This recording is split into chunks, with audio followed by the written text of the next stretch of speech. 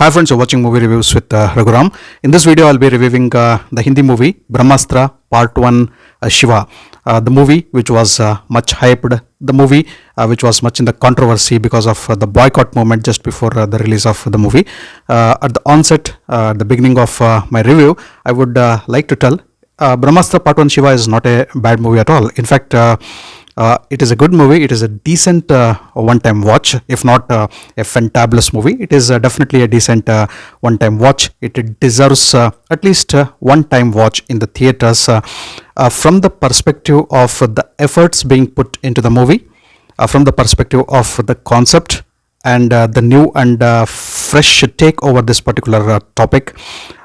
You'll definitely find something fresh, something new, something to admire, something to appreciate. I would definitely render my wholehearted appreciation to director Ayan Mukherjee, the captain of the ship, the director of the movie, and the entire team of Brahmastra for visualizing this particular concept and for translating it onto the screen and getting us to the story of the Astras, the divine weapons, and also the Astraverse. So for materializing this particular concept on the screen for a new concept and a new idea, definitely I would like to render my appreciations and also thanks to the entire team of Brahmastra Part 1 Shiva. Having said that, I would definitely tell that at least this movie definitely deserves a one-time watch. Please go with your families and watch this particular movie for the visual spectacle it provides. Having said that, just like any other movie, Brahmastra Part 1 Shiva also has its own pluses, has its own minuses. So after all, it is a movie. So in the next part of my review, I am going to give my thoughts on the positives and also not exactly the negatives, what could have been better in the movie. So because I am speaking about this particular movie with a positive vibe, so I don't want to create negativities here. I would, rather than putting it into the category of negativities, I would like to tell what could have been better in the movie to make it a fantabulous movie or a masterpiece. So coming to the story of the movie in brief, a synopsis without any spoilers. So mainly the story of Brahmastra Part 1 Shiva, as the title itself indicates, deals with Brahmastra and the main character Shiva and his connection with Brahmastra and the other Astras, and the story related between these two concepts. So there are many subplots, but the story has three main threads.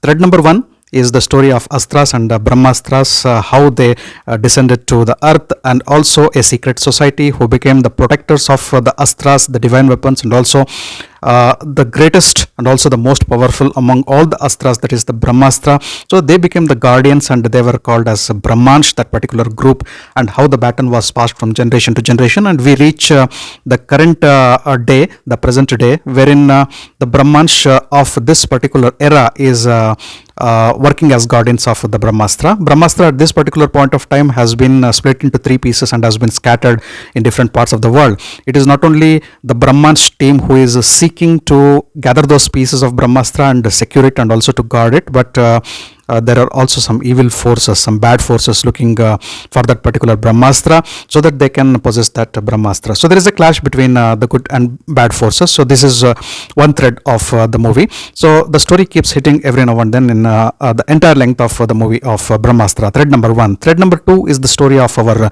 Shiva, who is the protagonist. He's a common man. He doesn't know that he has superpowers. He himself is a Astra, Agni Astra. So among the guardians of the Astras, some people control certain powers and some people are Astras all by themselves, just like our Shiva. So he has special powers. So he is a fire Astra, so that is the Agni Astra, but he doesn't know that.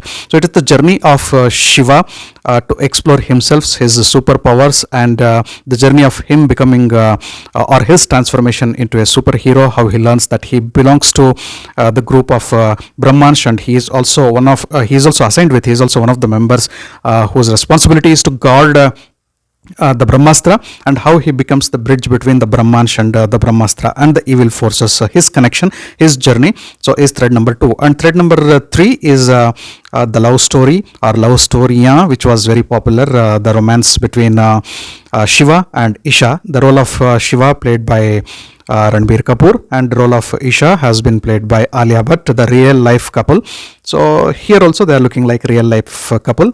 So we'll speak about the romance related to this particular these characters in the later part of the review. So these are the three threads, and how these three threads coalesce with each other, amalgamate into the second half, the story runs, and how it ends. So the ending of the movie gives a